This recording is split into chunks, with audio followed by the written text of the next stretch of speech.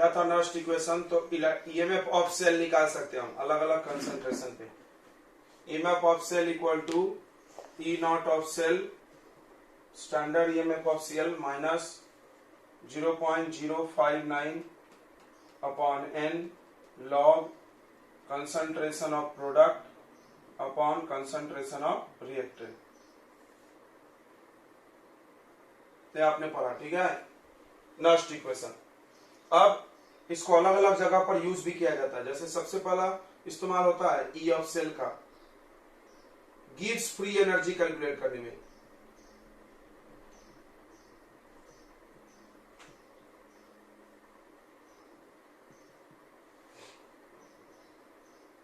Gives free energy, ध्यान दो इधर। गिव्स फ्री एनर्जी के बारे में आप पढ़े होंगे 11th क्लास में कि हर सिस्टम के पास कुछ एनर्जी फ्री होता है, मतलब एक्स्ट्रा होता है, जो वो दूसरे को दे सकता है कुछ वर्क में काम करने के लिए, काम वैसा एनर्जी जो यूजफुल वर्क में बनाया जा सकता है, उसको क्या बोलते हैं हम लोग? Free energy. फ्री एनर्जी क्यों कैलकुलेट किया जाता है? किसी भी प्रोसेस का स्पॉन्टेनिटी चेक करता है ये, वो प्रोसेस होगा कि नहीं होगा। इसका फॉर्मूला क्या देखिए, delta G equal to minus N E of cell into F. तो ये हो गया गिव्स फ्री एनर्जी, समझ रहा है? अगर हम इसको डेल्टा जी नॉट लिख देंगे तो क्या लग पड़ेंगे? स्टैंडर्ड। तुम्हें पता है नॉट लगता है तो क्या पढ़ते हैं? Standard gives free energy. तो minus N E naught of cell F, ऐसा हो जाएगा। जब यहाँ नॉट है तो यहाँ नॉट है, यहाँ नॉट नहीं है तो यहाँ ई है। ई कहां से निकलेगा? यहाँ से। अगर ई चाहिए तो यहाँ से निकलेगा, ई नॉट चाहिए तो ई का थोड़ा minus E A not. Clear है? अब देखो इसमें दो कंडीशन पढ़ाया जाता है, ध्यान से सुनेंगे कि अगर डेल्टा जी यानी gives free energy less than zero मतलब निगेटिव, तो स्पॉन्टेनियस प्रोसेस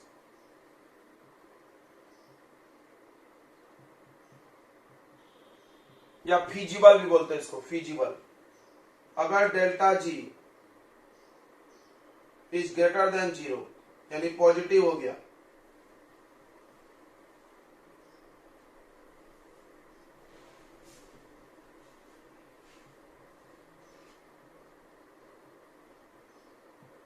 तो नॉन स्पॉन्टेनियस प्रोसेस होगा।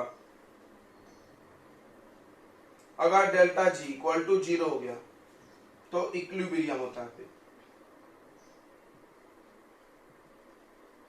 इन्हीं सब चीजों को देख करके हम आपको एक कंक्लूजन बताते हैं। देखो ध्यान से सुनो, यहां पर n क्या है? n है नंबर ऑफ इलेक्ट्रॉन। क्या कभी किसी इलेक्ट्रॉन की संख्या निगेटिव होगी? नहीं, ये तो हमेशा प्लस में रहेगा। अच्छा, ई ऑफ सेल क्या है? EMF of cell. और एफ क्या है? फराडे कांस्टेंट 96,500, याद होगा।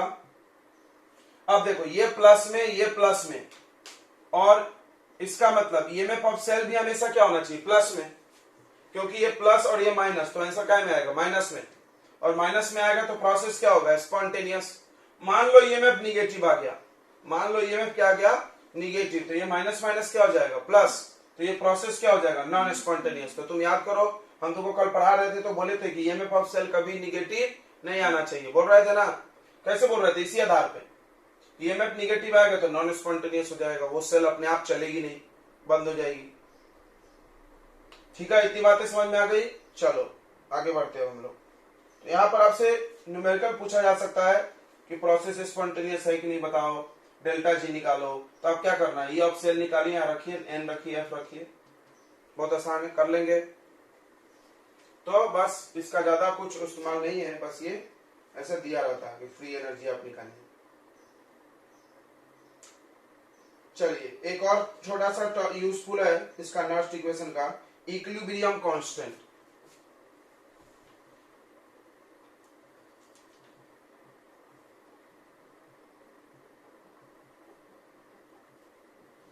जैसे मान लीजिए, इसको केसी बोलते हैं। मान लीजिए कोई रिएक्शन हो रहा है, रिएक्टेंट से प्रोडक्ट बन रहा है। तो जब रिएक्शन इक्विलिब्रियम पे पहुंच जाएगा, इक्विलिब्रियम मतलब क्या होता है? जिसमें आगे जाने का स्पीड और पीछे आने का स्पीड क्या हो? सेम। तो आगे जितना कंसंट्रेशन चेंज होगा उतना ही पीछे भी चेंज इन कंसंट्रेशन। तो तुमने पढ़ा रेट ऑफ केमिकल रिएक्शन, पढ़ोगे केमिकल काइनेटिक्स में। रेट ऑफ केमिकल रिएक्शन क्या होता है? Change in concentration of reactant upon time. अच्छा, और हम बोले कि आगे जाने का स्पीड और पीछे जाने का स्पीड सेम है, मतलब rate of change of concentration of reactant और rate of change of concentration of product दोनों क्या है? सेम। यानी रिएक्टेंट और प्रोडक्ट का कंसंट्रेशन सेम हो रहा है, चेंज। तो ईएमएफ ऑफ सेल कितना हो जाएगा? 0। क्यों? ईएमएफ ऑफ सेल क्या होता है? कंसंट्रेशन चेंज से ही तो बनता है ईएमएफ। ईएमएफ कैसे बन रहा है? ये सेल करंट कैसे बना रही है? गैल्वेनिक। याद करो, रिएक्शन हो रहा है, केमिकल रिएक्शन हो रहा है और उससे करंट बन रहा है। अगर हम बोले केमिकल रिएक्शन हो रहा है और कंसंट्रेशन चेंज नहीं हो रहा, तो फिर तो ईएमएफ 0 हो जाएगा। तो याद रखो, एट इक्विलिब्रियम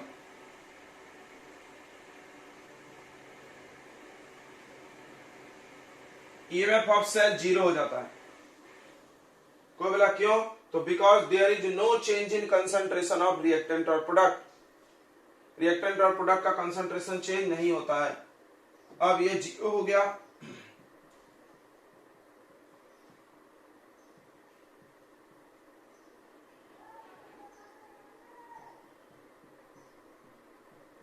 इसको आप इधर लाके प्लस कर लो, तो फॉर्मूला ऐसा आ जाएगा, E naught of cell equal to 0.059 by n log concentration of product upon reactant.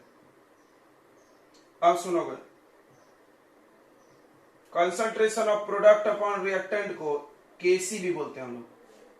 क्या बोलते हैं इसको? केसी। केसी क्या होता है? Equilibrium constant.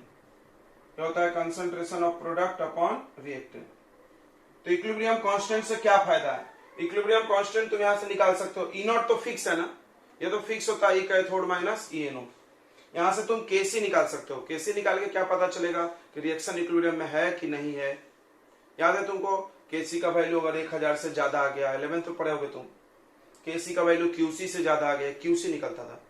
केसी का वैल्यू अगर क्यूसी से ज्यादा आ गया, तो केसी ज्यादा आ गया ना क्यूसी से, तो रिएक्शन किस डायरेक्शन में है? बैकवर्ड। अगर क्यूसी ज्यादा आ गया तो फॉरवर्ड। सही है? चलिए, तो ये सब पढ़े होंगे आपने। तो ये दो छोटा छोटा टर्म है। अब इसके बाद हम लोग चले जाएंगे बच्चों, ये सारा कहानी था आपको इलेक्ट्रोकेमिकल सेल में। मतलब आपके अंदर केमिकल रिएक्शन हो रहा था सेल के अंदर और उससे बन रहा था करंट।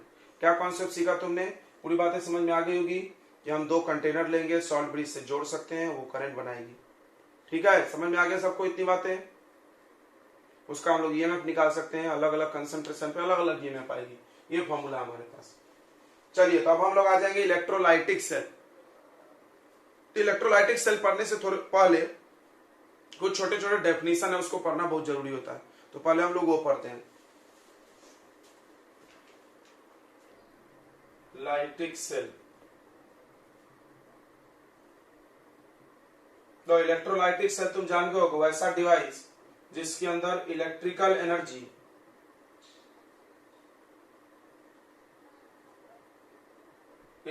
एनर्जी कन्वर्ट होता है केमिकल एनर्जी में। मतलब इसके अंदर इलेक्ट्रोलिसिस का प्रोसेस होता है। ठीक है, दिस प्रोसेस इज कॉल्ड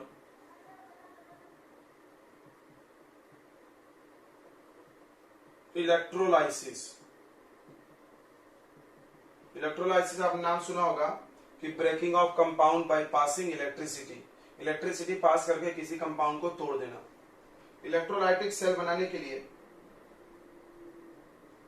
क्या क्या चाहिए? तो पहले हम लोग थोड़ा सा एक सब्सटेंस के टाइप देख सकते हैं। देखो, कोई भी जो सब्सटेंस होते हैं इनको 3 क्लास में बांटा गया है।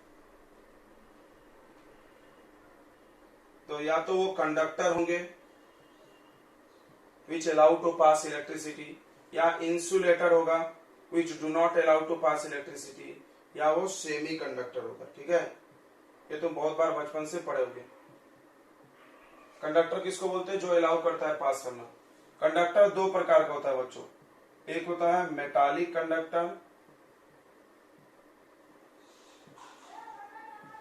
और दूसरा होता है इलेक्ट्रोलाइटिक कंडक्टर। मतलब इलेक्ट्रिसिटी 2 लोग पास करते हैं, तो मेटल या इलेक्ट्रोलाइट। इन दोनों में क्या अंतर है, थोड़ा ये देख लेते हैं हम लोग। मेटालिक कंडक्टर और इलेक्ट्रोलाइटिक कंडक्टर।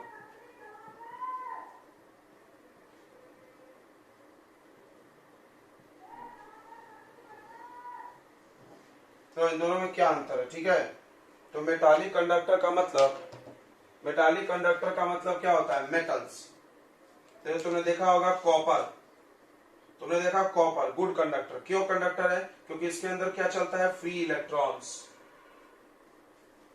और इलेक्ट्रोलाइट कैसे कंडक्ट करता है, जैसे कंटेनर ले लो, पानी में नमक डाल दो, नमक को पिघला के डाल दो या पानी में घोल दो, तो Na+Cl- आयंस कंडक्ट करते हैं। तो यहाँ इलेक्ट्रॉन्स करते हैं, यहाँ आयंस करते हैं। अंतर है, बिल्कुल अंतर है। यहाँ ये आयंस इलेक्ट्रिसिटी को लेकर चलते हैं, यहाँ कौन चलता है, इलेक्ट्रॉन्स। तो पहला डिफरेंस ये लिख लो,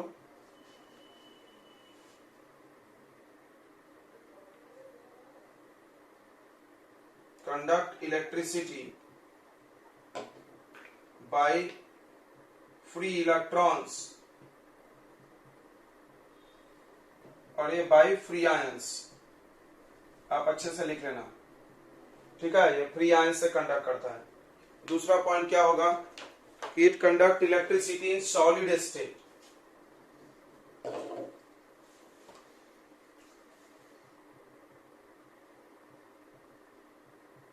सॉलिड स्टेट में कंडक्ट करता है। ये एक्वस, या तो पानी में घोलो, या molten state.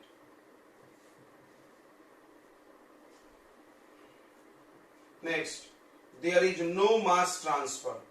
There is no mass transfer to conduct electricity. मतलब जैसे किसी रॉड से इलेक्ट्रिसिटी जा रहा है, तो क्या वो हल्का भारी होता है क्या, नहीं, जितना वजन उतना ही रहता है तुम्हारा तारवार। लेकिन यहाँ पे होगा, यहाँ पे क्या होता है बच्चों, Na+ एक तरफ चला गया, पूरे Cl- एक तरफ चले गए, तो फर्क पड़ता है। एक रॉड मोटा, एक रॉड पतला हो जाता है, देखा होगा तुमने। तो यहाँ पर मास ट्रांसफर होता है। कैसे होता है, पूरे प्लस वाले आयन माइनस रॉड पे चले जाते हैं, पूरे माइनस वाले आयन किस रॉड पे चले जाते हैं, प्लस रॉड पे। अगला, अगर हम टेम्परेचर इंक्रीज करेंगे तो रेसिस्टेंस यहाँ पर इंक्रीज हो जाता है कि नहीं हो जाता है। बराबर, तुम मेटल का रेसिस्टेंस बढ़ता है टेम्परेचर बढ़ाने से। क्यों, क्योंकि इलेक्ट्रॉन्स टकराने लगते हैं आयंस से ज्यादा। यहाँ पर अगर तुमने टेम्परेचर बढ़ाया तो रेसिस्टेंस घट जाएगा। कोई बोला क्यों, क्योंकि आयंस के चलने का स्पीड बढ़ जाएगा, काइनेटिक एनर्जी। टकराएगा वो भी, लेकिन जितना स्पीड बढ़ेगा उसके अपेक्षा टक्कर से रुकावट कम होगी, यानी कुल मिलाकर रेसिस्टेंस घट जाएगा, ज्यादा करंट वो पास करने लगे। ठीक है, इतनी बातें समझ में आ गई। इसमें क्या होता है, there is no chemical change.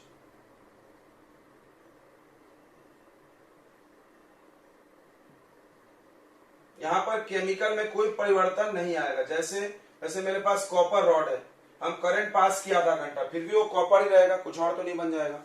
लेकिन यहाँ पे हो जाएगा भाई, यहाँ पे हो जाएगा। जैसे आपने NaCl लिया, ये सोडियम क्लोराइड था, आधे घंटे आपने इलेक्ट्रिसिटी पास किया, तो क्या हो गया, ऐसा बन जाएगा, सोडियम प्लस क्लोरीन गैस। लो, ये नमक था, अब ये बन गया सोडियम और क्लोरीन गैस। देखो, सोडियम सॉलिड और क्लोरीन गैस, पूरा चेंज हो गया है। तो डाले थे, क्या बन रहा है, क्या इधर, इसमें केमिकल चेंज हो जाता है।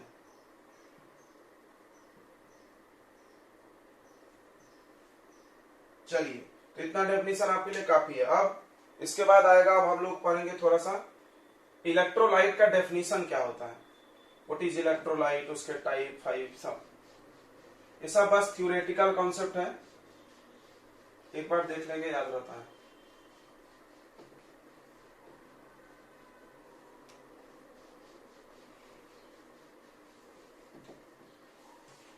तो कोई भी सेल बनाने के लिए, फिर हम आपको बताएंगे, कोई भी सेल बनाना हो तो आपको 3 चीजों की जरूरत है। बार बार हम बताते हैं बच्चों को, एक एनोड चाहिए, दूसरा कैथोड चाहिए, तीसरा इलेक्ट्रोलाइट चाहिए।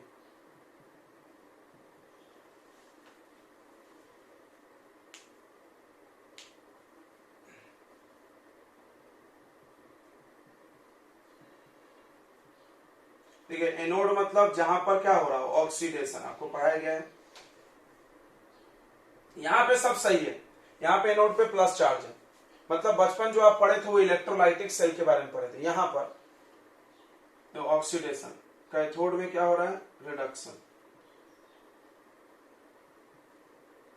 अगर आप इलेक्ट्रोलाइटिक सेल की बात कर रहे हो तो फिर एनोड पे प्लस चार्ज है और कैथोड पे माइनस। अगर आप इलेक्ट्रोकेमिकल की बात कर रहे हो तो उल्टा है, प्रोसेस सेम होता है। ठीक है, इन दोनों को मिलाकर हम लोग क्या बोलते हैं, इलेक्ट्रोड बोलते हैं। इन दोनों को मिलाकर क्या बोलते हैं हम लोग, इलेक्ट्रोड। बार बार सुने तुम पिछले टॉपिक में, इलेक्ट्रोड पोटेंशियल, इलेक्ट्रोड पोटेंशियल, बराबर। यहां पर कुछ इलेक्ट्रोड पोटेंशियल नहीं आएगा क्योंकि हम बाहर से करंट दे रहे हैं, खुद वोल्टेज नहीं बना रहे। वहां पे आ रहा था ना। अब इलेक्ट्रोलाइट क्या होता है, इलेक्ट्रोलाइट तुम जानते हो कि वैसा सब्सटेंस जो अपने आयंस में ब्रेक होकर के इलेक्ट्रिसिटी पास करे। ये दो टाइप का होता है, एक वीक इलेक्ट्रोलाइट और दूसरा strong.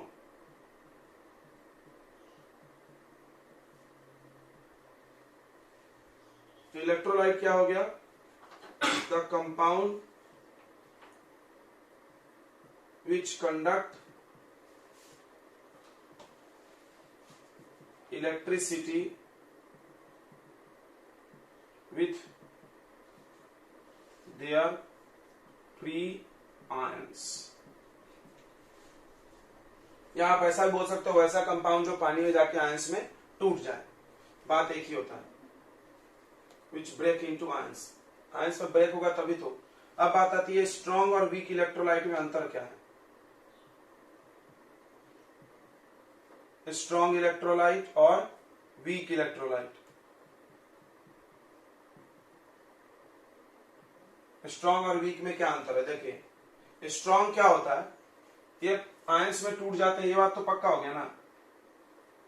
They break into their ions. कब कब, इन एक्वस, एक्वस मतलब क्या होता है, पानी में घोले, और मोल्टेन स्टेट। जैसे आप NaCl ले लो और आप पानी में डाल दो तो ये टूट जाएगा, इससे Na प्लस और Cl माइनस। तो NaCl एक इलेक्ट्रोलाइट है, जो भी पानी में डालने पर टूट जाए वो क्या है, इलेक्ट्रोलाइट है। ठीक है बच्चों। स्ट्रॉन्ग इलेक्ट्रोलाइट क्या होता है, स्ट्रॉन्ग इलेक्ट्रोलाइट ध्यान देना, जो पूरी तरह से अपने आयंस में टूट जाए 100%। अगर हम मान लो 100 मोल डाले तो पूरा पूरा 100 मोल टूट जाए। तो स्ट्रॉन्ग इलेक्ट्रोलाइट क्या है, which break completely into their ions, या इसको आयोनाइज भी बोलते हैं, वर्ड है आयोनाइज। आयोनाइज 100% आयंस में टूट गया। जैसे एग्जांपल NaCl, आप वाटर में डालो 100% ये टूट करके क्या बन जाएगा, Na plus Cl minus. Weak electrolyte पूरी तरह से आयनाइज नहीं होता है, which do not ionize. Ionize word का मतलब ब्रेक इनटू आयंस कंप्लीटली। जो कंप्लीटली आयनाइज नहीं हो, ठीक है। जैसे एसिटिक एसिड तुमने सुना होगा, इसको पानी में डालो तो ये लोग इक्विलिब्रियम अटेन कर लेते। इक्विलिब्रियम मतलब आधा टूटा आधा नहीं टूटा। इक्विलिब्रियम पढ़े हो ना तुम, आयनिक इक्विलिब्रियम। इनको पानी में डालोगे तो ऐसा हो जाएगा CH3 COO माइनस और H प्लस। ये क्या हो गया, कुछ टूटा फिर जुड़ने लगा, फिर टूटा फिर जुड़ने लगा। यहाँ ऐसा नहीं है, पूरा सामने जाएगा। तो ये भी बोल सकते हैं ये लोग इक्विलिब्रियम अटेन करते हैं, नहीं करते। 100% ये ब्रेक नहीं होते हैं, 20% 30% इससे ज्यादा ब्रेक नहीं होते हैं। क्लियर हो रहा है बच्चों। उसके बाद देखो वीक इलेक्ट्रोलाइट में और क्या क्या प्रॉब्लम है आपको बता दें। तो वीक इलेक्ट्रोलाइट का सब कुछ कम काम होता है। जैसे अगर आप बात करो, अच्छा एग्जांपल क्या है, तो स्ट्रॉन्ग एसिड, जो भी स्ट्रॉन्ग एसिड है, स्ट्रॉन्ग बेस है या स्ट्रॉन्ग सॉल्ट है, आर या behaves as strong electrolyte.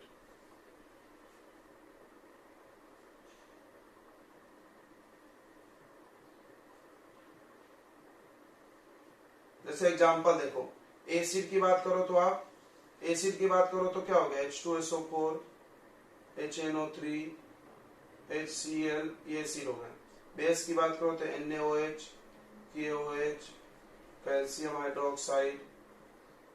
Salt की अगर बात करो तो NaCl, ठीक है। उसके बाद Na2CO3, कॉपर सल्फेट, ये सब सॉल्ट जो है बच्चों वो सब स्ट्रॉन्ग है। वीक की बात करो तो वीक एसिड,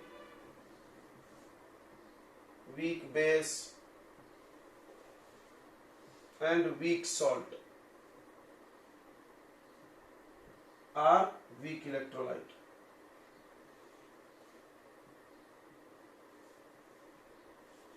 जैसे वीक एसिड देखोगे तो CH3COOH, formic acid HCOH, organic वाले एसिड सब वीक है, बताया था हमने तुमको। वीक बेस है NH4OH, अमोनियम हाइड्रोक्साइड। और वीक सॉल्ट इसी से बना लो, ये हो गया वीक सॉल्ट। समझ रहा है सबको? बिल्कुल समझ रहा होगा। चलिए, ये weak acid, weak base, weak salt.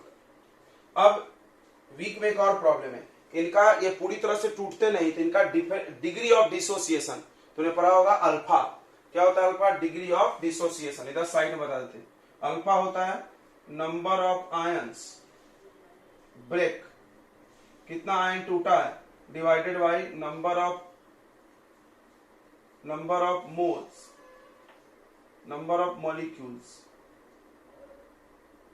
Present in one mole. एक मोल में कितना आयन टूटा, मान लो एक मोल में पूरे आयन टूट गए तो अल्फा कितना होगा? 1। मान लो हमने, ध्यान दे दो, मान लो हमने 100 मॉलिक्यूल डाला और 100 के 100 टूट गए तो 100 कट गया, कितना आएगा? अल्फा 1। अच्छा, मान लो 20 मोल टूटा, डाले थे 100 तो कितना आएगा? 0.2। ये किसके लिए होगा? इसके लिए 20 टूटा था, डाले थे 100, इसमें 100 डाले, 100 ब्रेक हो गया तो 1, तो ये पॉइंट अगला हो जाएगा। देखो कि डिग्री ऑफ डिसोसिएशन जो होता है वो स्ट्रॉन्ग का 1 होता है और वीक का क्या होता है? 1 से कम होता है।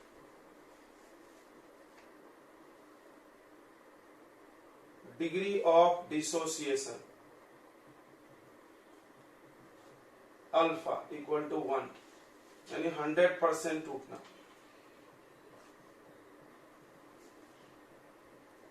इसमें जो डिग्री ऑफ डिसोसिएशन होगा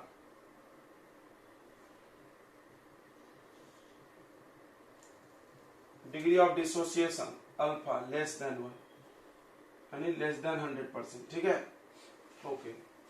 और सुनिए, इसकी जो होती है, अगर तुम पानी डालोगे तो स्ट्रॉन्ग इलेक्ट्रोलाइट की कंडक्टिविटी नहीं बढ़ती है, पानी डालने से नहीं बढ़ता। क्यों? क्योंकि इसमें ऑलरेडी जितना टूटना था टूट गया, 100% टूट चुका है। इसमें क्या 100% टूटा नहीं है, आप जब पानी डालोगे तो और टूटेगा, और आयंस बनेंगे, जितने ज्यादा आयंस बनेंगे उतना ज्यादा कंडक्ट करेगा।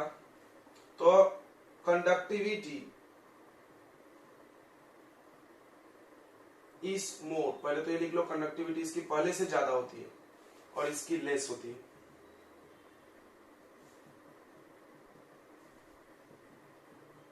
एक एक मोल में तुलना करना, यानी कि ज्यादा ये कम डाले हो ज्यादा तो बेईमानी हो जाए। दोनों के एक एक मोल डाल दिए, इलेक्ट्रिसिटी पास करो तो इसमें कम जाएगा, इसमें ज्यादा जाएगा। कंडक्टिविटी पर मोल लिख सकते थे।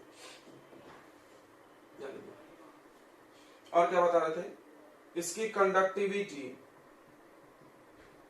Do not increases with dilution. पानी डालो कंडक्टिविटी बढ़ता नहीं है। अगला,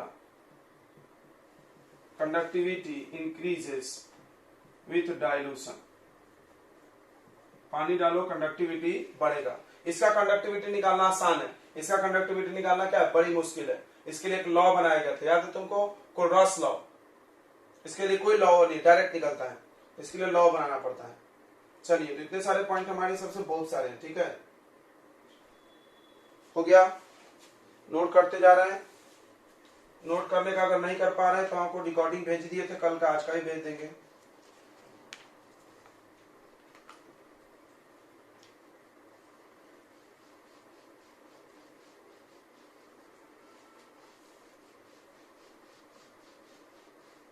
तो ये हो गया पूरा इलेक्ट्रोलाइट की कहानी, ठीक है बच्चों। आगे हम लोग पढ़ रहे हैं रेसिस्टेंस, रेसिस्टिविटी, कंडक्टेंस, कंडक्टिविटी, सब यहाँ होता है। जो जो चीज तुम करंट में पढ़े हो, वायर में होता है, वो सब यहाँ भी होता है इलेक्ट्रोलाइट में। यानी पूरा का पूरा हम लोग अब इलेक्ट्रोलाइट के बारे में पढ़ने जा रहे हैं। यानी मेरे पास एक कंटेनर है, ध्यान सुनेंगे, इसमें 2 रॉड डाला हमने,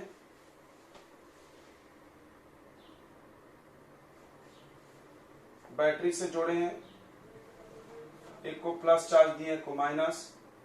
दोनों रॉड कुछ ग्रेफाइट का बना होगा या प्लैटिनम का, काय का ही बना, और इसमें हमने इलेक्ट्रोलाइट डाला है। क्या डाल दिए, मान लो NaCl, एक कोस पानी में डाल के। इसके अंदर क्या हो गया, टूट के Na+Cl- घूम रहा है। ये मेरे पास है। इन दोनों को क्या बोलते हैं हम लोग, इलेक्ट्रोड बोलते हैं। क्या बोलते हैं, इलेक्ट्रोड।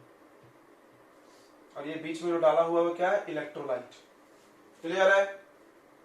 अब सुनो, इसके पास भी वो सारे टर्म होंगे जो आपने वहां पढ़े थे। जैसे सबसे पहला डेफिनेशन आप पढ़े होंगे रेसिस्टेंस का। क्या होता है resistance, the opposing flow of current. यहां पर भी the opposing flow of current, जब करंट चलेगा तो फ्लो अपोज होगा। कैसे, ये देखो, ये करंट ऐसा आएगा प्लस से माइनस, जब चलेगा तो कौन चलता है, करंट लेके कौन चलता है, यहाँ पे आयंस चलते हैं। Na+ आयन किधर जा रहा है, प्लस वाला जाएगा माइनस की तरफ, Cl- आयन किधर जाएगा, इधर। तो क्या ये चलेंगे तो इनको रुकावट नहीं होगी, क्या किससे टकराएंगे, नहीं टकराएंगे भाई। जैसे मेटल में भी होता है, मेटल में तुमने पढ़ा होगा ना कि मेटल के रॉड से इलेक्ट्रॉन जा रहा है तो इलेक्ट्रॉन टकराता है, टकराने से रेसिस्टेंस होता है। सेम यहाँ पे भी होगा, the oppose in flow of ions लिख सकते हो तुम, अगर अच्छा लिखना है तो, इट्स कॉल्ड रेसिस्टेंस।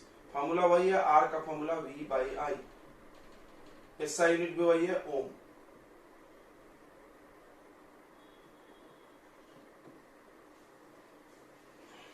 अगला आएगा रेसिस्टेंस के बाद आएगा बच्चों conductance.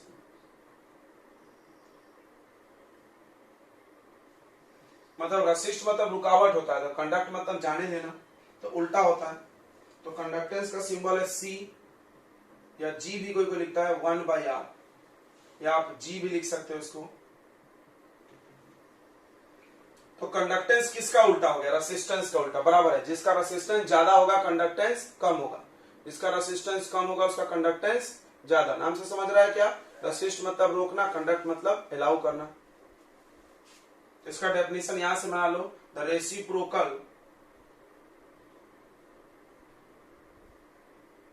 Reciprocal of resistance is called conductance. अब इसका यूनिट देखना, यूनिट ही मेन है। तो ये केमिस्ट्री है, फिजिक्स नहीं, हर जगह ऐसा ही चलेगा, इसलिए हम लोग यूनिट यूनिट बोलते हैं। इसका यूनिट है बच्चों ओम का उल्टा, देखो 1/ओम, 1/ओम। तो इसको ओम इनवर्स बोलना चाहिए। इन्होंने क्या किया, नामे को उल्टा कर लिया, ओम वर्ड को उल्टा कर दो, इनवर्स इन उल्टा, तो क्या बन जाएगा, महो, या इसका एक और यूनिट रखा गया एस, सीमेंस। अब आएगा रेसिस्टिविटी।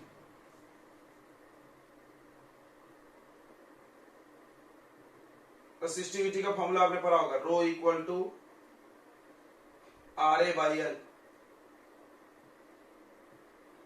RA/L ध्यान से सुनना। रेसिस्टिविटी का एक और नाम है स्पेसिफिक रेसिस्टेंस। इसका डेफिनेशन क्या होगा, ध्यान सुनो। वहां क्या डेफिनेशन होता है हम तुमको सुनाते हैं, करंट वाले चैप्टर में, मेटल वाले में होता था कि एरिया को, याद करो, एरिया को 1 मीटर स्क्वायर मानते थे हम लोग, मानते थे, और लेंथ को क्या मानते थे, 1 मीटर का 1 मीटर लंबा तार जिसका एरिया 1 मीटर स्क्वायर है, तब रो किसके बराबर होता था, आर। तो उस वायर के रेसिस्टेंस को हम रेसिस्टिविटी बोलते थे।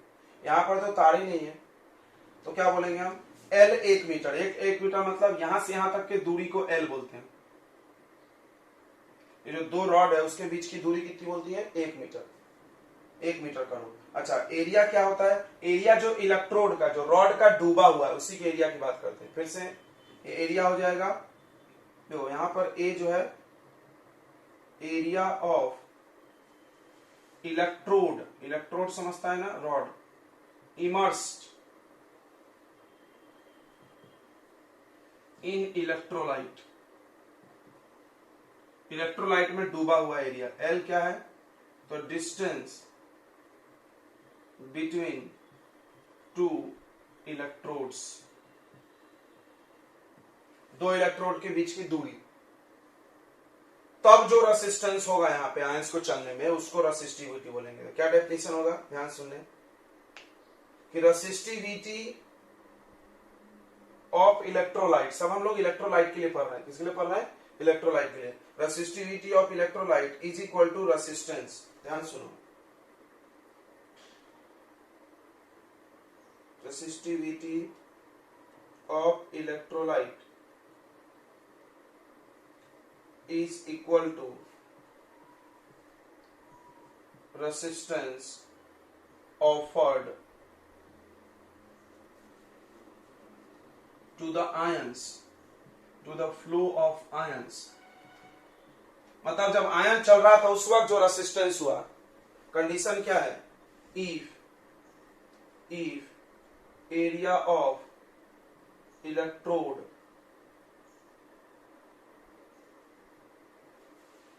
in electrolyte is 1 centimetre square. देखो यहां पर सेंटीमीटर में चलता है, क्यों, तो थोड़ा सोचो, कोई सेल ऐसा देखे जिसमें रॉड के बीच की दूरी 1 मीटर, अब तेरी 1 मीटर इतना होता है, ऐसा सेल देखे तो इतना बड़ा 1 मीटर दूरी, बाप रे बहुत ज्यादा हो गया। एरिया 1 मीटर स्क्वायर मतलब रॉड इतना अंदर डूबा होना चाहिए। अबे रॉड टंकी है क्या पानी वाला, तो ये मीटर में नहीं हो सकता, यहां सब क्या चलता है, सेंटीमीटर। ये हम आपको वहां का बता रहे थे, फिजिक्स में चलता है भाई बराबर, ऐसा ही चलता है, यहाँ ऐसा नहीं चलता।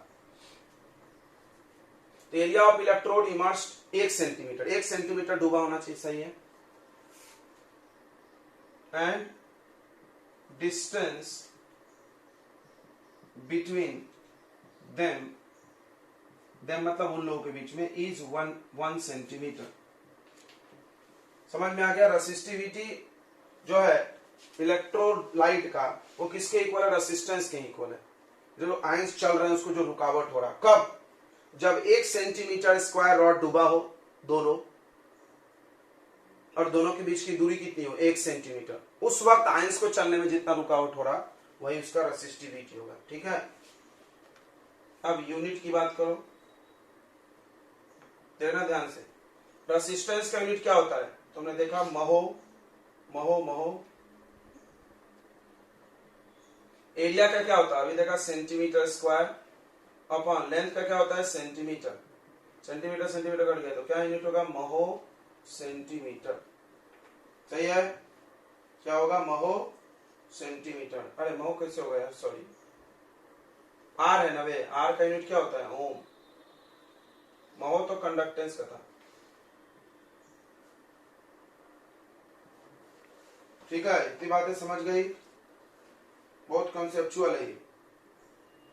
अब एक सवाल है कि एल और ए कैसे निकालेंगे। ठीक है, तो आप नोट कर लो, एल और ए कैसे निकालेंगे।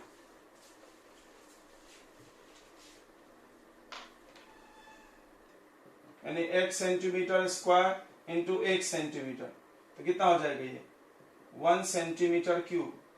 तो हम इसको ऐसे भी डिफाइन कर सकते हैं कि रेसिस्टिविटी क्या होता है इलेक्ट्रोलाइट का, तो resistivity is equal to resistance of resistance offer to the flow of all the ions, flow of all the ions present in 1 centimeter cube volume.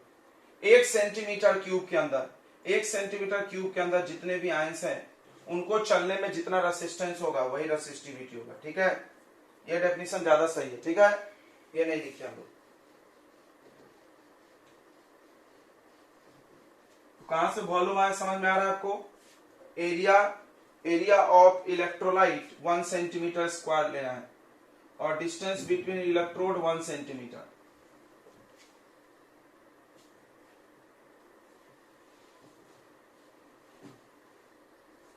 ठीक है, सुनो अब ध्यान से।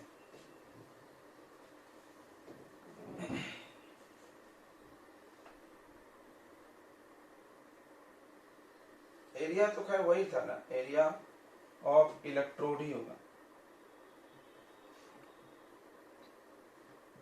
इन इलेक्ट्रोलाइट। अब सुनो, तो इसको एरिया को 1 सेंटीमीटर स्क्वायर, लेंथ को 1 सेंटीमीटर मल्टीप्लाई करके 1 सेंटीमीटर क्यूब, तो ऐसा डेफिनेशन बना लो। The resistivity is equal to the resistance offered to the all ions present in 1 centimeter cube volume। 1 centimetre cube को हम लोग 1 ml भी बोलते हैं, पता होगा।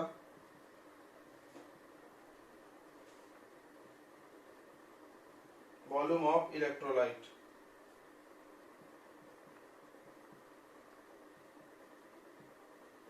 आप बोल सकते हो resistance per unit volume. Resistance per unit volume ये क्या है? ये है रेसिस्टेंस ही है, रेसिस्टिविटी पर यूनिट वॉल्यूम।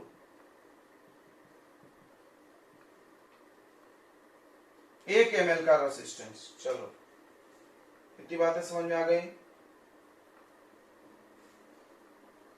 अच्छी बात है। यूनिट वगैरह छाप लिए।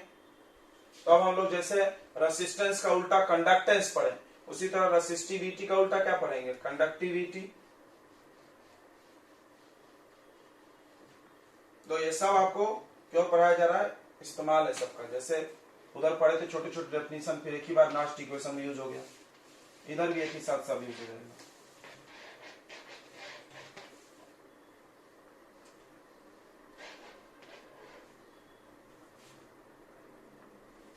चलिए, तो इसको देखते हैं अगला, कंडक्टिविटी।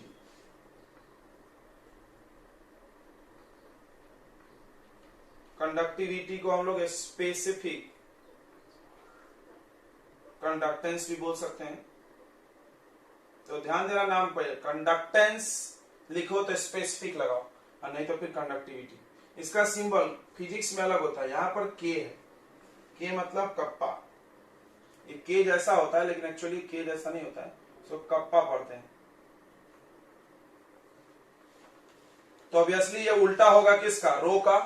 जैसे देखो कंडक्टेंस, सिर्फ कंडक्टेंस पढ़े तो वो किसका उल्टा था? रेसिस्टेंस का।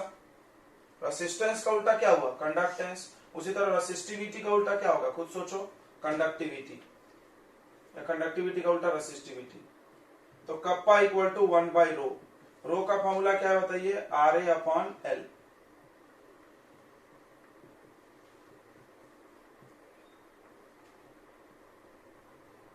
अब सुनो, क्या हम इसको 1 बाई आर को C लिख सकते हैं? बिल्कुल लिख सकते हैं। कंडक्टेंस अभी पढ़ाए थे ना रे, 1 by R reciprocal of resistance क्या होता है? कंडक्टेंस।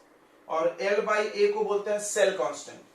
सेल कांस्टेंट थोड़ा इधर पढ़ लिया जाए, सेल कांस्टेंट, जी स्टार भी बोलते हैं। सुनो, क्या होता है ये? The ratio of L by A. L by A मतलब देखो, L क्या है? दोनों रॉड के बीच की दूरी, और A क्या है? जितना रॉड डूबा हुआ है। क्या कोई एक सेल हम बनाए हैं, उसके बीच में रॉड के बीच की दूरी चलते चलते कभी बदल सकती है? नहीं। क्या रॉड का एरिया जो डूबा हुआ है बदलेगा? नहीं, ये बदलेगा ना भाई, फिक्स है वो। तो इसीलिए इसका नाम रख दिया गया L बाई ए को, एक कांस्टेंट मान लिया गया। उसका नाम क्या रख दिया गया? Cell constant. क्या डेफिनेशन होगा सेल कांस्टेंट का? Ratio of distance between two electrode and area of electrode immersed in electrolyte. लिख लोगे? एल है क्या, लिख लो ना बस।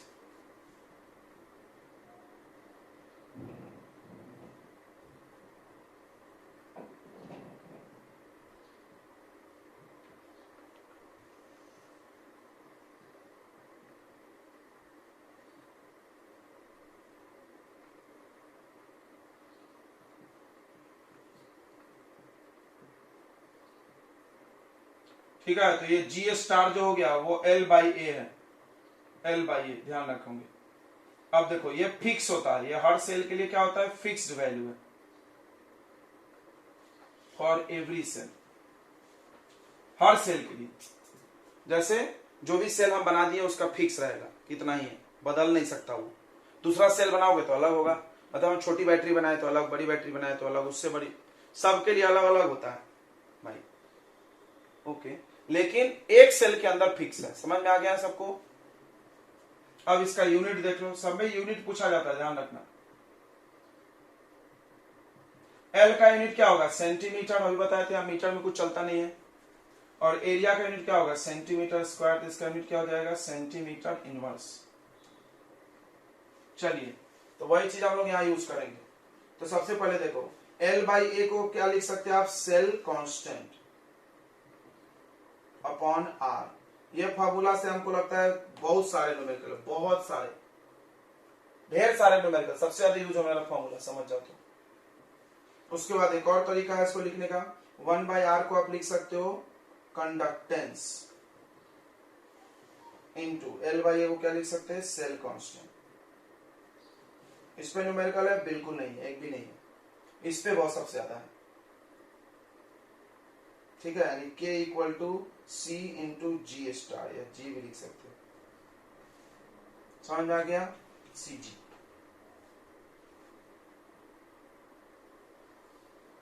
अब यूनिट देख लेते हैं, unit of kappa. Unit of kappa देखो ध्यान से, 1 by row, 1 by rho. Rho का यूनिट क्या था? रो का यूनिट था ओम सेंटीमीटर। याद है कि नहीं याद है? रो इक्वल टू क्या है? R A by L. R क्या है? Ohm. Centimetre square by centimetre क्या आएगा? Ohm centimetre. ये ओम ऊपर चला गया, 1 बाई ओम। 1 बाई ओम क्या होता है बताइए? महो। और सेंटीमीटर इनवर्स, या इसको और लिखते हैं, महो को क्या लिखते हैं? सीमेंस। देखना नहीं तो एक ही बार सर के ऊपर चला जाएगा, ये सब बहुत टेक्निकल है सब। क्लियर हो गया? रेसिस्टेंस देखो यहां से थोड़ा डिफिकल्ट हो जाता है, रेसिस्टिविटी कंडक्टिविटी से चीजें थोड़ा थोड़ा कॉम्प्लिकेटेड लगती है। तो ये वायर तो है नहीं कि तुम लंबाई नाप लोगे, एरिया नाप लोगे, तो इन्होंने अलग अलग टेक्निक बना दिया है इसको नापने का। तो एरिया और लेंथ को मिलाकर के वॉल्यूम बना लिया इन्होंने। तो इसका डेफिनेशन क्या होगा? देखो इसका डेफिनेशन भी वही होगा जो इसका जो रेसिस्टिविटी का था। क्या बोलेंगे? The conductivity of all the ions, the conductivity of all the ions present in 1 ml 1 centimetre cube volume. लिख लो भाई, द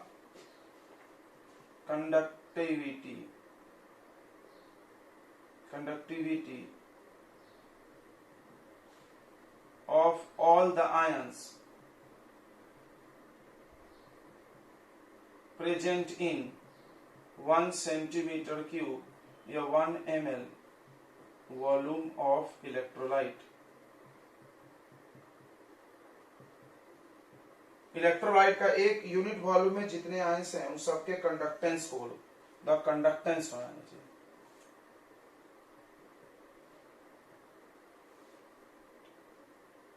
कंडक्टेंस समझता है ना? सी, सारे आयंस का कंडक्टेंस जो कितने में, देखो यहां से समझो, कंडक्टिविटी किसके इक्वल है? देखो सी के। जब ये कितना हो? 1 हो, जी, जी क्या होता है? L by A. एल भी 1, ए भी 1, एल और ए 1 का मतलब क्या हुआ? L1 A1। देखो L1 A1 तो 1 1, तो वॉल्यूम 1 बोल सकते ना, तो वही, ठीक है। K इक्वल टू सी, यानी कंडक्टिविटी इक्वल टू सी। सी क्या है? कंडक्टेंस।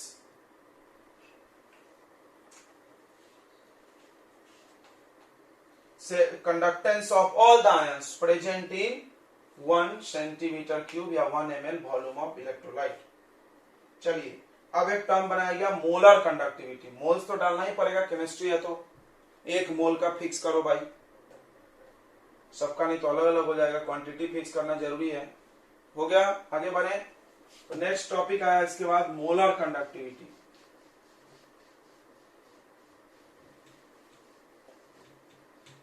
तो इन सब पे न्यूमेरिकल है बहुत सारे अच्छे अच्छे। तो अब जितने फॉर्मूले पढ़े उन सबको दिमाग में समराइज करें। सेल कांस्टेंट पढ़े नया,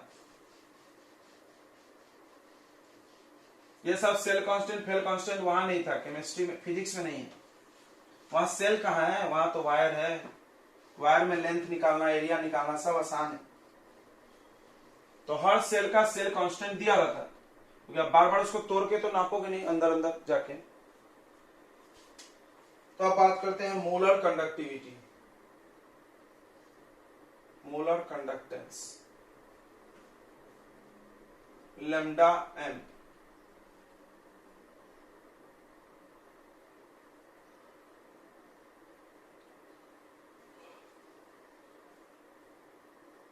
देखो इसका फॉर्मूला क्या होता है, कप्पा इंटू वॉल्यूम। मतलब सुनो, ध्यान सुनो रे, सभी लोग सुनेगा। एक मोल, देखो यहां पर कप्पा क्या है, तो कप्पा सबको पता होगा कंडक्टिविटी, और V क्या है, volume of electrolyte, volume of electrolyte having उतने इलेक्ट्रोलाइट का वॉल्यूम जिसमें 1 मोल इलेक्ट्रोलाइट होना चाहिए।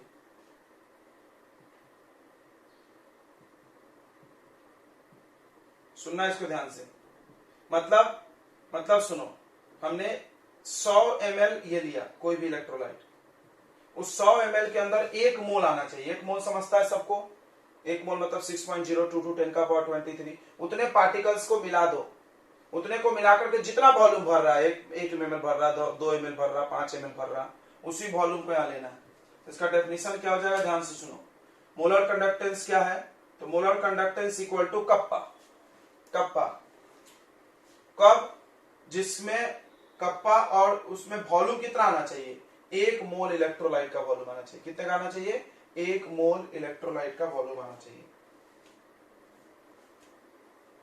तो देखो क्या डेफिनेशन होगा, the conductivity of all the ions present in volume, present in that volume of electrolyte containing 1 mole of electrolyte। समझा क्या, 1 मोल इलेक्ट्रोलाइट में जितना वॉल्यूम भरा, समझ में आ रहा है। जैसे आप मान लो हमने जब तुमको बोल दिया कि भाई मेरे को 10 पीस आलू चाहिए, चाहे वो कितना भी बढ़े उसका वजन, वैसा कुछ। यहां पर इन्होंने बोल दिया 1 मोल। 1 मोल तो सबको पता है एवोगाड्रो नंबर के बराबर। 1 मोल इलेक्ट्रोलाइट लाओ, उसका वॉल्यूम जितना बढ़ा वो रखो यहां पर। तो अब देखो इसका फॉर्मूला एक और बनाया गया मोलारिटी से। तो मोलारिटी का फॉर्मूला क्या होता है बताइए, मोल्स अपॉन वॉल्यूम। पढ़े यहां पर जो मोल लेना है वो कितना मोल लेना है, 1, यानी 1/V। 1/V, V का ये फॉर्मूला कब चलता है, जब वॉल्यूम लीटर में हो। अगर वॉल्यूम ml में हो तो तुमको पढ़ाया जाता है फॉर्मूला में इंटू 1000। याद है मोलारिटी का फॉर्मूला,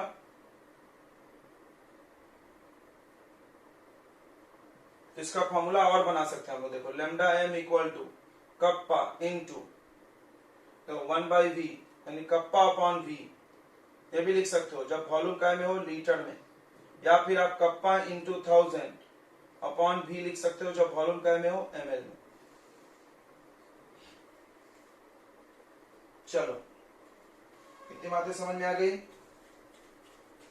कप्पा कहां से निकलेगा, कप्पा कहां से निकलेगा बच्चों, अभी पढ़ाए थे। कप्पा का फॉर्मूला क्या है बताइए, सेल कांस्टेंट डिवाइडेड बाई, बताओ, सेल कांस्टेंट डिवाइडेड बाई क्या था, रेसिस्टेंस। इस फॉर्मूले से आता है कप्पा, याद रखना सारे न्यूमेरिकल में ये फॉर्मूले लग जाते हैं।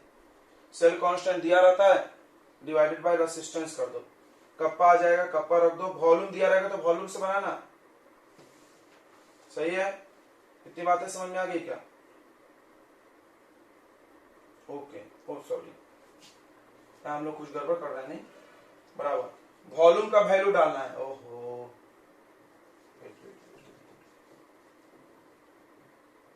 तो वॉल्यूम इक्वल टू हम लोग निकालेंगे तो मोल अपॉन मोलारिटी। अब मोल तो 1 है, सही है कि नहीं सही है? सही ना बच्चों, गलत है? अरे K इंटू वी था, V का वैल्यू डालोगे ना, तो V कैसे आ जाएगा यहाँ पे,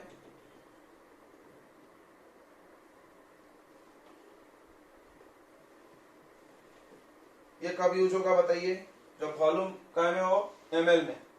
ये फॉर्मूला कब यूज होगा, जब वॉल्यूम ml में हो, ध्यान रखो। Kappa into 1000 upon molarity. सबको समझा कि नहीं समझा? तुमने पढ़ा है ना, moles into 1000 upon volume, molarity का फॉर्मूला। यहां से आप निकाल लो वॉल्यूम का फॉर्मूला। वॉल्यूम कितना आएगा बताइए, मोल्स इंटू 1000 बाई मोलारिटी। इसको इसमें पुट कर दिए, इसमें, सही है? समझा क्या रे? भगवानी मालिक है, नहीं?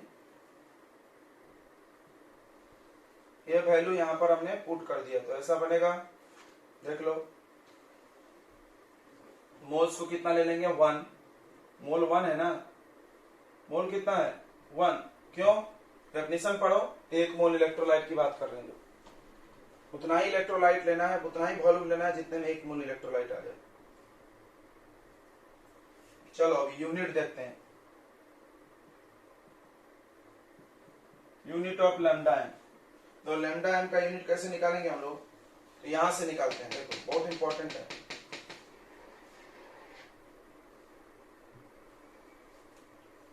कप्पा का यूनिट क्या था बताओ, कप्पा का यूनिट था सीमेंस सेंटीमीटर इनवर्स। अभी लिखे थे कॉपी में, नहीं लिखे हो तो दिमाग में आ ही नहीं रहा होगा तुम्हारे, बैठ के फिल्म देखो, नहीं ये तो आ ही नहीं रहा होगा समझ में, क्योंकि तुमने लिखा नहीं है कप्पा का यूनिट।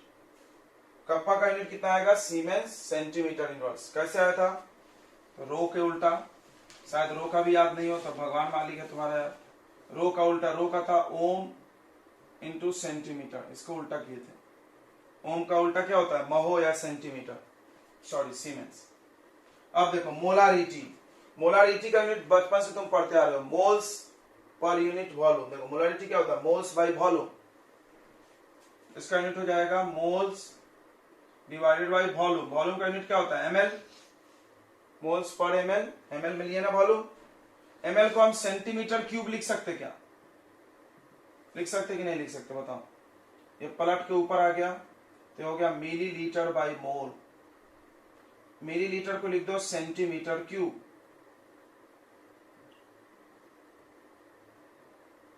तो देखो क्या आ रहा है, ये दो पावर कम हो जाएगा तो siemens centimetre square mole inverse, ये इसका यूनिट है। रट जाओ नहीं तो फिर तो समझे या तो याद करो। सीमेंस को हम लोग क्या लिख सकते हैं, महो, महो भी लिख सकते हैं, बराबर, पता है ना? चलिए ये 1 मार्क का क्वेश्चन बहुत बार आता है।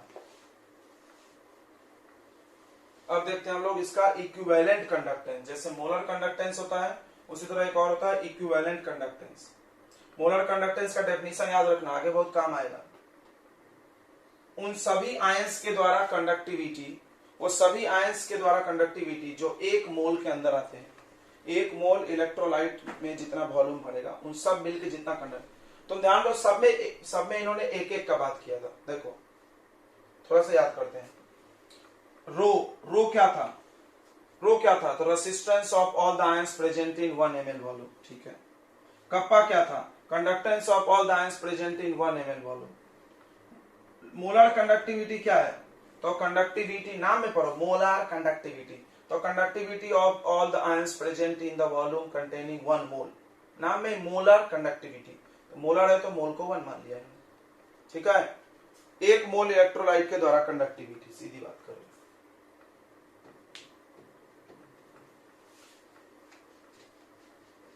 अब आएगा इक्विवेलेंट कंडक्टिविटी, ध्यान दो।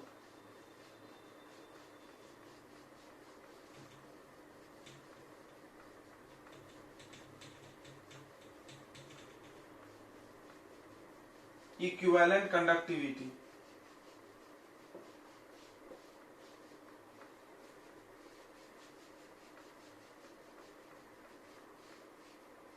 तो आपने कौन कौन फॉर्मूले पढ़ लिए, एक बार हम रिवाइज करा देंगे बाद में, या भी करा दें, बहुत जरूरी है, फॉर्मूले आना बहुत जरूरी है, उसके बिना कुछ होगा नहीं, ध्यान रखो।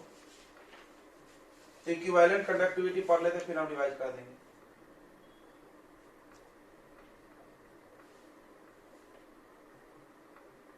जैसे मोलर, जैसे एक मोल क्वांटिटी है, उस तरह केमिस्ट्री में सबका ग्राम इक्विवेलेंट भी निकाला जाता है। ग्राम इक्विवेलेंट सुने होगे तो मोल जैसा ही होता है। जैसे सुनो रे, सबने पढ़ा होगा मोल क्या होता है, वेट बाय मॉलिक्यूलर वेट। उसी तरह एक होता है gram equivalent, number of gram equivalent बोलते हैं। ये क्या होता है, ये होता है वेट बाय इक्विवेलेंट वेट, बस इतना ही अंतर है। इक्विवेलेंट वेट क्या होता है, ध्यान से समझना, सब वही है। इक्विवेलेंट वेट होता है molecular weight by X factor, बल्ले बल्ले, यानी ये दोनों सेम ही है ना। देखो तो एक्स फैक्टर को ऊपर कर लो तो आ जाएगा wait by molecular weight into X factor. कुल मिला के क्या है, जो मोल में अगर हम एक्स फैक्टर मल्टीप्लाई मार दे तो ग्राम इक्विवेलेंट बनता था। सिंपल। एक्स फैक्टर क्या होता है, तो एसिड में जितना एच वो दे सकता हो उसको एक्स बोलते हैं। एसिड है जैसे H2SO, एक्स फैक्टर 2 एच दे सकता हो। बेस में जितना OH वो दे सकता है। सॉल्ट में मेटल पे जितना चार्ज है, total charge present on metal ion, यही चीज है एसिड बेस सॉल्ट का एक्स फैक्टर। ठीक है, हम आपको सब बताने वाले, टेंशन नहीं है।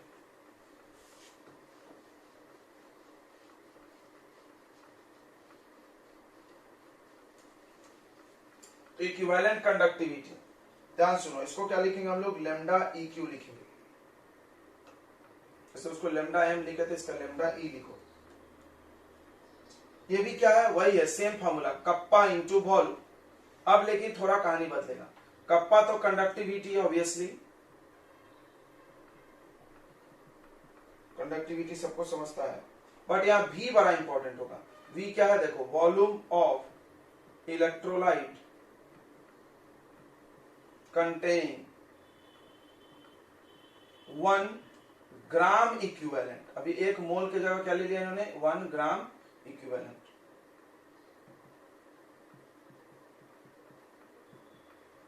नाम से याद हो जाएगा इक्विवेलेंट वेट, तो एक इक्विवेलेंट लेना है, 1 ग्राम इक्विवेलेंट।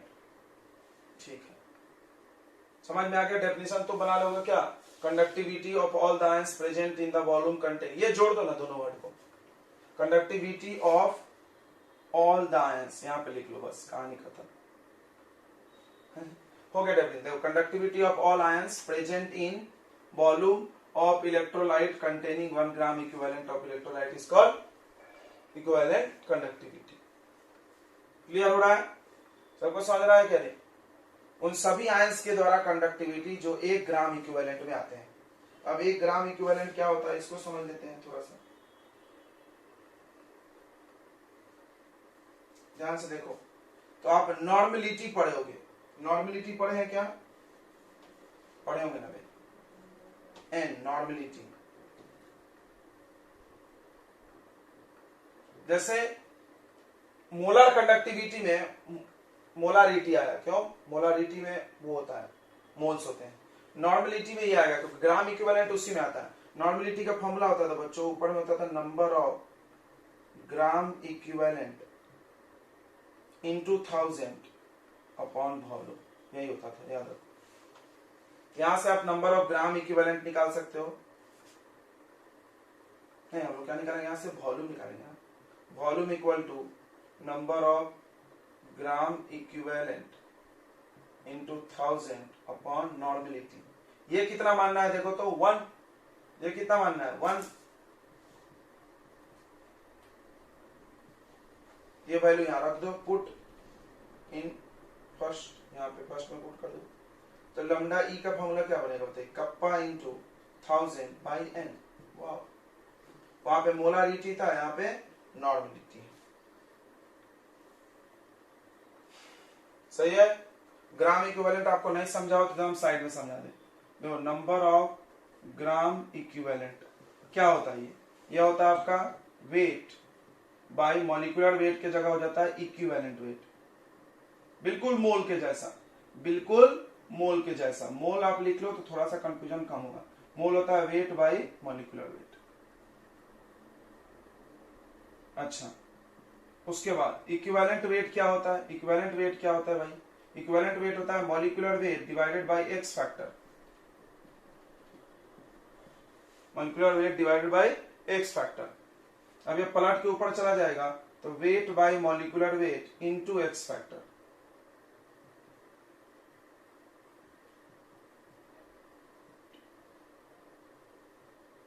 एक लाइन और लिखो फिर कहानी खत्म। Number of gram equivalent equal to weight by molecular weight को क्या लिख सकते हैं बताइए, मोल। मोल नहीं लिख सकते हैं, ये तो लिखा हुआ है वेट बाय मॉलिक्यूलर वेट क्या होता है, मोल। मोल मल्टीप्लाई एक्स फैक्टर, यानी मोल में अगर हम एक्स फैक्टर मल्टीप्लाई कर दे तो क्या बन जाएगा, नंबर ऑफ ग्राम इक्विवेलेंट। ध्यान से समझना इसको। वाह, अच्छी बात है। फिर तो समझ में आ रहा है सबको। एक्स फैक्टर क्या होता है तो आपको हम अभी बता दिए थे कि फॉर एसिड, एसिड के लिए हम लोग इसको बेसिसिटी बोलते हैं। बेसिसिटी मतलब number of ionisable H plus, जितना वो H प्लस दे सकता है, जैसे H2SO4, HCl, HNO3, 1 1 2। क्लियर हो गया। बेस के लिए क्या देखना है, फॉर बेस, बेस के लिए क्या देखना है, acidity, number of OH ion. जैसे NaOH में 1 हो गया, कैल्शियम हाइड्रोक्साइड में 2 हो गया। For salt, for salt, salt के लिए क्या देखना है, टोटल पॉजिटिव चार्ज। जैसे देखो Na2SO4, इसमें इस पे कितना चार्ज है, 2 Na प्लस है ना, तो एक्स फैक्टर कितना होगा, 2। टोटल पॉजिटिव चार्ज मिल रहा, सिर्फ पॉजिटिव चार्ज नहीं, टोटल पॉजिटिव चार्ज। ठीक है, इतनी बातें आपको आ गई होगी। अब देखो आ गई तो अच्छी बात है। अब हम लोग इक्विवेलेंट कंडक्टिविटी और मोलर कंडक्टिविटी में रिलेशन भी निकाल सकते हैं। बहुत आसान है, बहुत आसान है, थोड़ा सा आप ध्यान दें।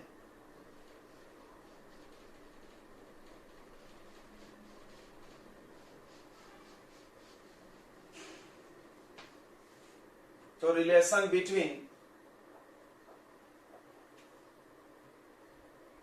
मोलर कंडक्टिविटी यानी lambda M and lambda E Q, बहुत आसान। देखो ध्यान से देखो, लैम्डा एम का फॉर्मूला क्या मिला तुमको, kappa into 1000 upon molarity. Wow. Lambda N का फॉर्मूला क्या मिला, लैम्डा ई का, equivalent conductivity, kappa into 1000 upon normality. क्या तुमको पता है नॉर्मेलिटी मोलारिटी में क्या रिलेशन है, सोल्यूशन चैप्टर पढ़े हो तो कोई बता सकता है, नहीं बता सकते मूर्ख लोग। ये तो लिखा हुआ रिलेशन यही है। कैसे कैसे, तो नॉर्मेलिटी के फॉर्मूला में होता है, ध्यान दे जरा, बता दे, 2 मिनट लगेगा। नॉर्मेलिटी के फॉर्मूला में क्या होता है बताइए, ऊपर होता है number of gram equivalent into 1000 upon volume, ऐसा होता है। क्या हम नंबर ऑफ ग्राम इक्विवेलेंट को लिख सकते हैं मोल इनटू एक्स फैक्टर, लिख सकते कि नहीं लिख सकते, ये तो प्रूफ किया हुआ है। नंबर ऑफ ग्राम इक्विवेलेंट को क्या लिख देंगे बताइए हम, एक्स फैक्टर मल्टीप्लाई मोल। डायरेक्ट मत लिखना, पूरा ये छापना, ये तो फिर पूरा करो ऐसे जैसे हमने किया। देखो वेट बाय इक्विवेलेंट वेट, फिर wait by molecular weight upon X factor, x factor ऊपर ले लो, वेट बाय मॉलिक्यूलर वेट को मोल लिख दो। क्लियर है, कुछ ज्यादा भारी काम नहीं है। अब देखो इधर ध्यान दो रे, क्या ये इतना फॉर्मूला जो हमने लिखा है ये मोलारिटी का है कि नहीं है ना, मोल इंटू 1000 बाय वॉल्यूम। तो ये क्या हो गया, नॉर्मेलिटी में रिलेशन बताइए, एक्स फैक्टर इंटू मोलारिटी। बस कहानी खत्म, यहां पर आप रख दो लैम्डा ई क्यू में, कहानी खत्म। नॉर्मेलिटी को फॉर्मूला क्या रख देंगे, एक्स फैक्टर इंटू मोलारिटी। अब डिवाइड कर दो, अब इसको इससे डिवाइड कर दो, ये इसमें पुट कर दिया हमने, dividing lambda M by lambda E, पूरा कट जाएगा, बस एक्स फैक्टर बचेगा, देख लो।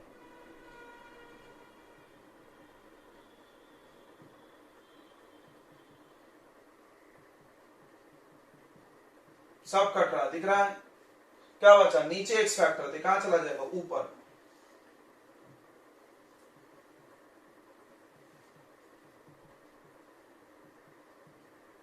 ये रिलेशन आ गया, वाह क्या बात है। अगर तुम एक निकाल लिए तो दूसरा निकालने की कोई जरूरत नहीं है, डायरेक्ट एक्स फैक्टर से निकाल लो, एक्स फैक्टर तो ओरल बनता है, पूरा निकालने मत लग जाना। चलिए तो इस पे कुछ हम लोग छोटे छोटे क्वेश्चन कर लेते हैं, ठीक है, थोड़ा कॉन्सेप्ट क्लियर हो जाएगा।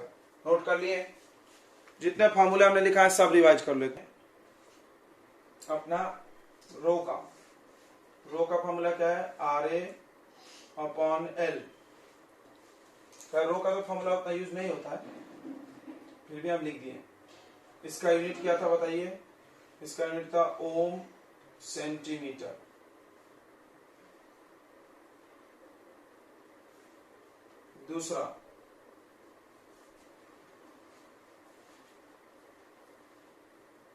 दूसरा फॉर्मूला था अपना कप्पा का, 1/रो, यानी ऐसा था, सेल कांस्टेंट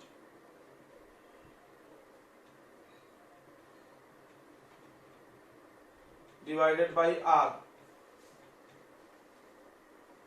या इसका एक और फॉर्मूला हम लोग बना सकते हैं इससे, C इंटू आर, यानी कंडक्टेंस इंटू रेसिस्टेंस, नहीं यार एक second, cell constant into conductance, C into G. इसका यूनिट था अपना सीमेंस सेंटीमीटर इनवर्स। तीसरा आया लैम्डा एम, मोलर कंडक्टिविटी। एक फॉर्मूला है कप्पा इंटू वॉल्यूम, ये भी है, और दूसरा फॉर्मूला है इसका kappa into 1000 upon molarity. Unit क्या था, siemens centimetre square mole inverse. तीसरा है लैम्डा ई, ये भी कप्पा इंटू वॉल्यूम है, या कप्पा इंटू 1000 अपॉन नॉर्मलिटी। इसका यूनिट हो जाएगा siemens centimetre square, mole inverse की जगह पर ग्राम इनवर्स,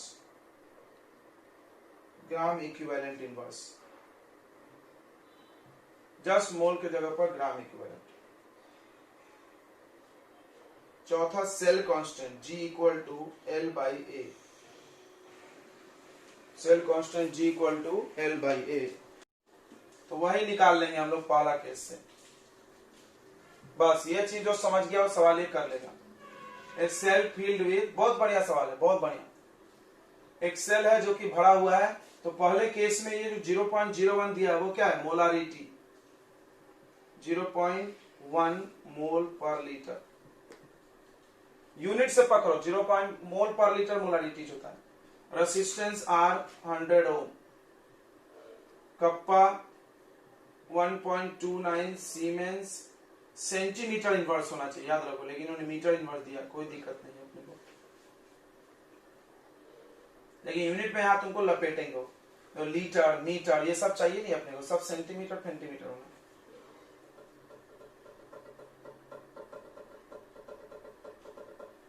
तो चलो हम लोग फॉर्मूला लिखते हैं, किसका फॉर्मूला लिखा जाए, कप्पा का लिखते हैं।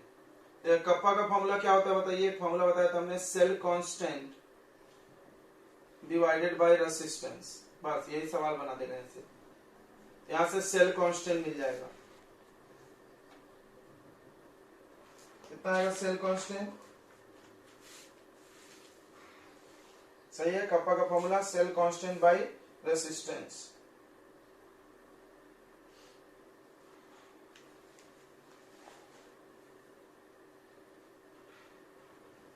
तो कितना आ जाएगा, सेल कांस्टेंट कितना निकालना है हम लोग को, तो कप्पा इंटू रेसिस्टेंस, कप्पा कितना है 1.29 इंटू रेसिस्टेंस कितना बताइए 100। यूनिट पे एकदम ध्यान देना, पैनी नजर होनी चाहिए। देखो इसका यूनिट कितना है सीमेंस मीटर इनवर्स और इसका ओम, तो कट जाएगा ओम और सीमेंस, तो क्या बचेगा, मीटर में आंसर आएगा 129 मीटर इनवर्स। देखो ये मीटर में, सेंटीमीटर में होना चाहिए था, क्यों?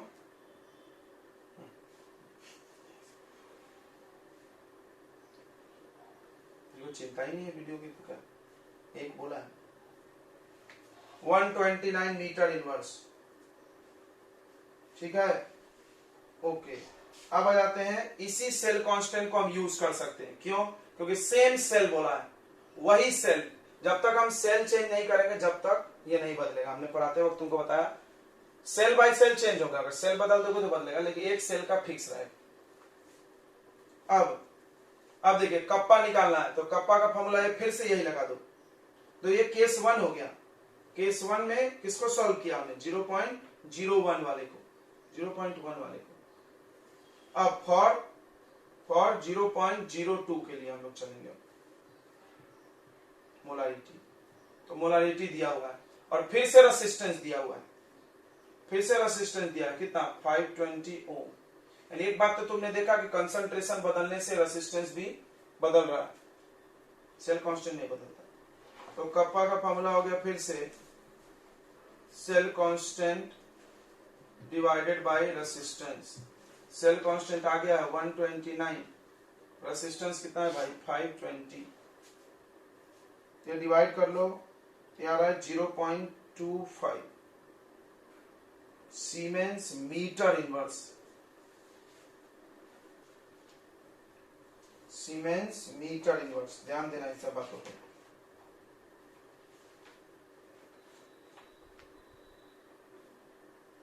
छोटी छोटी बातें, लेकिन ये सब सवाल तुमको गलत करा देंगे। अब देखो यहां पर आप क्या कर सकते थे, इसको सेंटीमीटर में बना सकते थे, मीटर जो है उसको क्या में बना सकते थे, सेंटीमीटर में। क्यों सेंटीमीटर में नहीं बनाओगे तो तुम्ही को दिक्कत होगा आगे जाके, ठीक है बच्चों? बना लिया जाए सेंटीमीटर कि नहीं बनाया जाए, क्योंकि यूनिट तो आंसर आना चाहिए siemens centimetre square mole inverse, ऐसा आंसर होना चाहिए।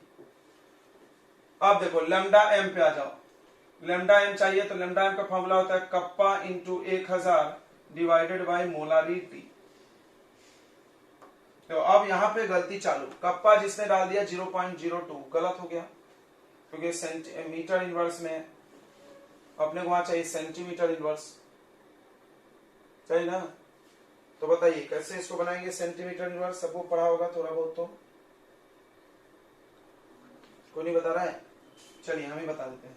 देखो इसको ऐसा लिखो 0.25 सीमेंस अपॉन मीटर है, नीचे में मीटर है, तो नीचे में मीटर को सेंटीमीटर बनाओगे तो नीचे में 100 इंटू होगा 100 सेंटीमीटर, एक मीटर को अच्छा जब से बोली नहीं निकल रहा था, अभी कैसे निकल गया?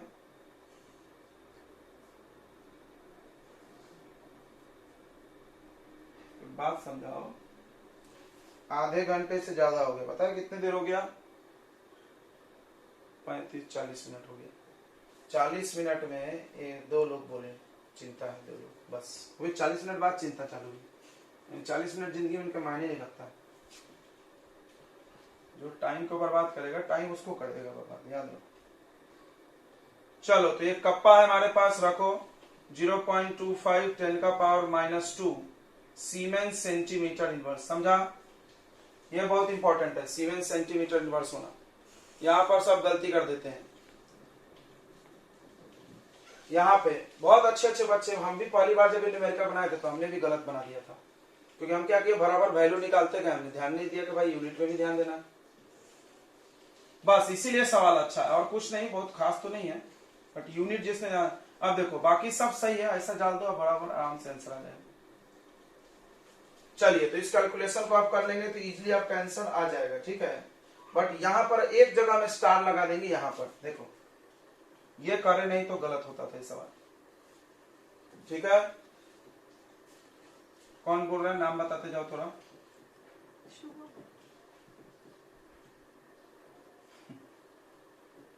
बोलने में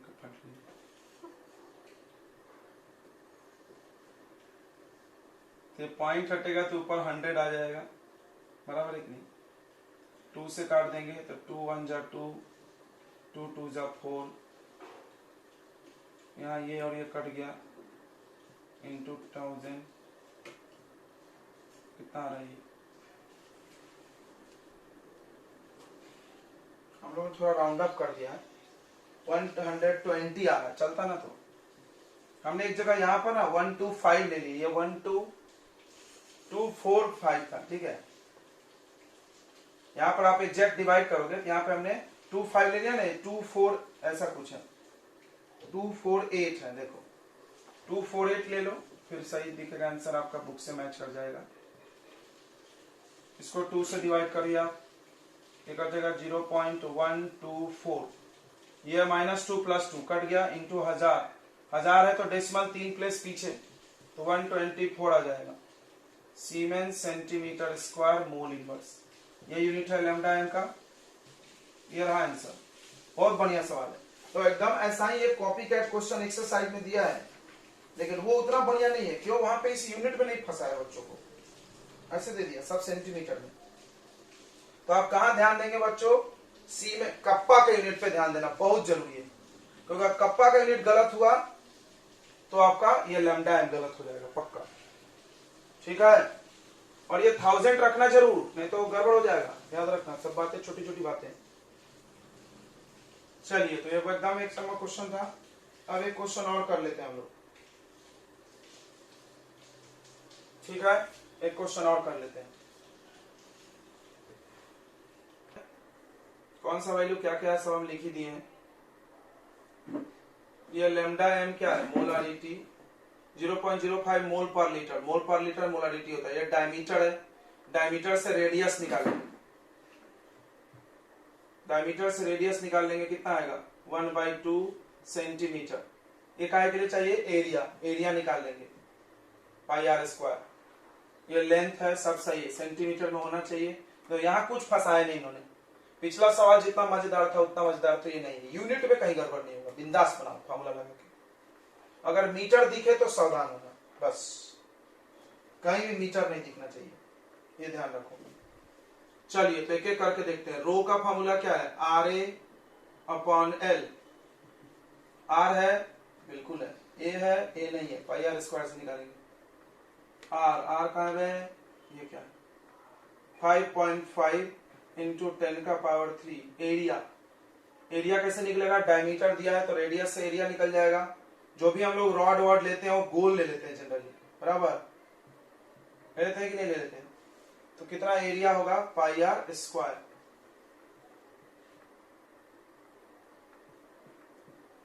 लेंथ भी दिया है इन्होंने,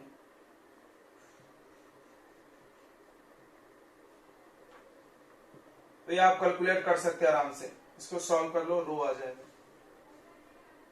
चलिए, रो आने के बाद कप्पा बहुत आसान हो जाएगा। कप्पा का फॉर्मूला क्या लगा दो, 1/ρ। रो आने के बाद यहां डाल दो, 1/ कर दो। उसके बाद पूछा लैम्डा एम, लैम्डा एम भी आसान है, कप्पा इंटू 1000, सब एक के बाद एक यूज होगा। Kappa into 1000 upon molarity, molarity दिया है, कुछ यूनिट में लोचा नहीं, बिंदास आप बस सॉल्व कर लो उसको, नंबर्स को, ठीक है। चलिए, इसमें अच्छा क्वेश्चन हम बना सकते थे। अगर हम लैम्डा EQ पूछ ले तो क्या करोगे, अभी पढ़ाया था हमने, बताइए। Lambda M upon lambda EQ equal to क्या होता है, एक्स फैक्टर।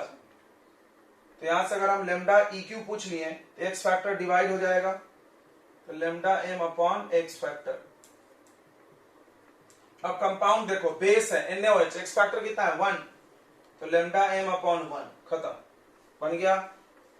तो ऐसा हम कुछ भी पूछ सकते हैं। सेल कांस्टेंट पूछ लिया रहता तो सेल कांस्टेंट G क्या फॉर्मूला है बताइए, L/A, L ये A, एरिया πr², ठीक है। तो बस आप प्रैक्टिस के लिए सब बना लो, सब लिख लो यहाँ पे, देखो आप ये लैम्डा E भी निकालो, G भी निकालो, सेल कांस्टेंट। चलो, तो ये कहानी है बच्चों। अब पढ़ना है हम लोगों को कि मोलर कंडक्टिविटी चेंज कैसे कैसे होते हैं, उसके फैक्टर्स, उससे क्वेश्चन अच्छे आते हैं। नोट कर लिया सबने, आज ही खत्म होता था, तुम्हारी गलतियों की वजह से नहीं खत्म हो रहा। आज हम ठान लिए थे कि यहां तक खत्म कर देंगे, बस फैराडे लॉ बचेगा तो कल कराएंगे। जैसी करनी वैसी भरनी।